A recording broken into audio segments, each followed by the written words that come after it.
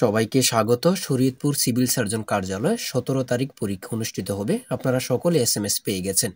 আপনাদের পরীক্ষা লিখিত হবে। আজকে একটি লিখিত পরীক্ষার প্রশ্ন প্যাটার্ন নিয়ে এসেছি ইনশাল্লাহ। এই প্যাটার্ন থেকে ২০ থেকে ২৫ নম্বরে অনায়াসে কমন পাবেন এবং কি দেখিয়ে দিব কোন কোন বিষয় কোন কোন টপিক থেকে প্রশ্ন আসবে।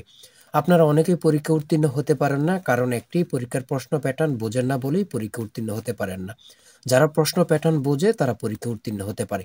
আমি সরাসরি মূল কথায় চলে যাচ্ছি। তার আগে বলে রাখি, আপনারা যারা শরীয়তপুর সিভিল সার্জন কার্যালয়ে পরীক্ষা দিবেন, আপনাদের জন্য একটি চূড়ান্ত সাজেশন তৈরি করেছি। সাজেশনটি নিতে স্ক্রিনে দেওয়া হোয়াটসঅ্যাপ নাম্বার রয়েছে, ইমো নাম্বার রয়েছে। দুটোর মধ্যে যে কোনো একটি মেসেজ করে সাজেশনটি সংগ্রহ করুন। সাজেশনের মূল্য ১০০ টাকা। আমি বলি, যাদের প্রিপারেশন নেই, একদম শর্ট করে আমরা সাজেশনটি তৈরি করেছি। আপনাদের পরীক্ষা লিখিত হবে। লিখিত পরীক্ষার প্রশ্ন যেমন থাকবে সেম ভাবে আমাদের সাজেশনে উল্লেখ করেছি। ইনশাল্লাহ আপনারা সাজেশনটি পড়ে শুধু পরীক্ষা দিতে যাবেন, আপনি পরীক্ষায় পাস করবেন। আমাদের সাজেশনটি একদম শর্ট করে, আপনি ইচ্ছা করলে একদিনে শেষ করতে পারবেন, ২ দিনে শেষ করতে পারবেন। ঠিক আছে, একদম শর্ট করে আমাদের সাজেশনটি তৈরি। সরাসরি মূল কথায় চলে যাচ্ছি। দেখেন, এখানে রয়েছে পরীক্ষার নাম শরীয়তপুর সিভিল সার্জন কার্যালয়।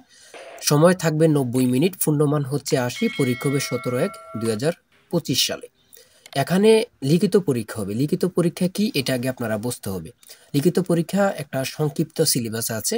সর্বপ্রথম থাকবে সন্ধি বিচ্ছেদ, বিপরীত শব্দ, এক কথা প্রকাশ।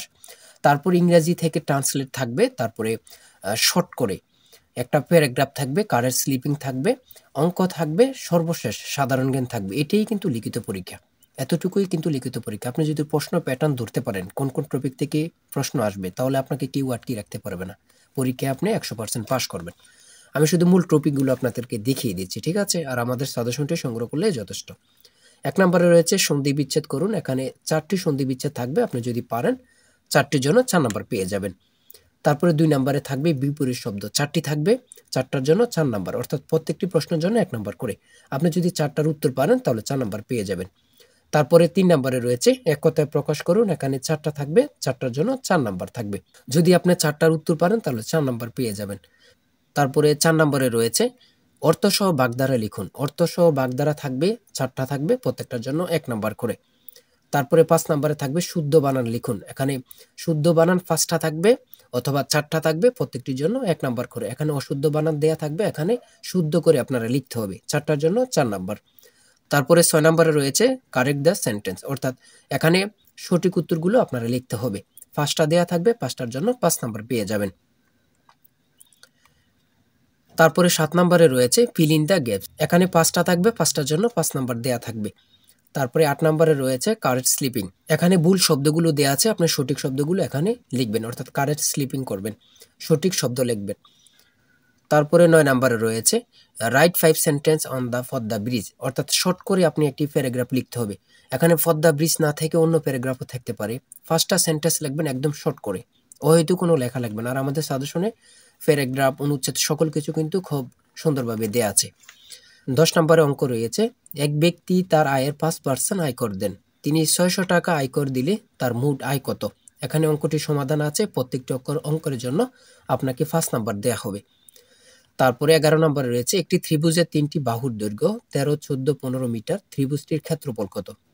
অঙ্কটির সমাধান দেয়া আছে। এখানে কিন্তু মনে হচ্ছে যে বিশাল অঙ্ক, অনেক কঠিন না। এগুলো সিস্টেম আছে অঙ্ক করা, ঠিক আছে? মাথা খাটাইতে হবে আপনার। তারপরে ১২ নম্বরে রয়েছে একটি আয়তাকার বাড়ির পরিসীমা ৪৬ গজ এবং ঘরের দৈর্ঘ্য ৩৬ ফুট। ঘরের প্রস্থ কত? উত্তরটি দেয়া আছে, আপনারা দেখে নেবেন। সিভিল সার্জন কার্যালয় বলতে একটি উৎপাদক থাকবে। উৎপাদক থেকে থাকবে ৫ নম্বরে। x³ - 8 এর উৎপাদক কোনটি? এখানে সমাধানটি দেয়া আছে, আপনারা দেখে নেন। তারপরে রয়েছে একটি স্কুলে ডিল করার সময় ৮, ১০ এবং ১৫ সারিতে সাজানো হয়। ওই স্কুলে ন্যূনতম কতজন ছাত্র রয়েছে? এটা যদি লসাগু করেন তাহলে অ্যান্সার আসে ১২০। তারপরে সাধারণ জ্ঞানের পালা এবার। এখানে কয়েকটি সাধারণ জ্ঞান দিয়েছে। দেখেন, ১৪ নম্বর ৭১-এর ডায়েরি কে লিখেছেন? সুপিয়া কামাল, খুবই গুরুত্বপূর্ণ। ১৫ নম্বরে রয়েছে সড়ক পরিবহন ও সেতু মন্ত্রণালয়ে ইংরেজি নাম কি? Ministry of road transport and bridge. তারপরে ১৬ নম্বরে রয়েছে ছন্দের কবি কে? সত্যেন্দ্রনাথ দত্ত। ১৭ নম্বরে রয়েছে আন্তর্জাতিক মাতৃভাষা দিবস কবে থেকে পালিত হয়? ২০০০ সাল থেকে। তারপর ১৮ নম্বরে পুনরূপ। এখানে পুনরূপ ৩টি দিয়েছে, ৩টির জন্য ৩ নাম্বার। এখানে ৪টিও দিতে পারে, ৫টিও দিতে পারে, কিন্তু পূর্ণরূপ থেকে থাকবে কনফার্ম। তারপরে 19 নম্বরে সর্বশেষ দিয়েছে বাংলা নববর্ষ বিষয়ে 6টি বাক্য লিখুন। এটা আপনারা পারবেন, কিন্তু আন্দাজে লিখবেন না। যতটুক লেখার প্রয়োজন অতটুক লিখবেন। এই অনুচ্ছেদের জন্য আপনাকে 5 নাম্বার দেয়া হবে। অনেক পরীক্ষার্থী কি করে আন্দাজে লেখে, কিন্তু আন্দাজে লিখলে নাম্বার পাবেন না। আপনারা অল্প লেখেন কিন্তু সঠিকটা লিখবেন। এতটুকুই কিন্তু লিখিত পরীক্ষার প্রশ্ন প্যাটার্ন। আপনারা যারা শরীয়তপুরে পরীক্ষা দিবেন, 100 টাকার বিনিময়ে হলেও আমাদের সাজেশনটি সংগ্রহ করবেন। ইনশাআল্লাহ আপনি পরীক্ষায় পাস করবেন। সবাই ভালো থাকবেন, সুস্থ থাকবেন। আল্লাহ হাফেজ।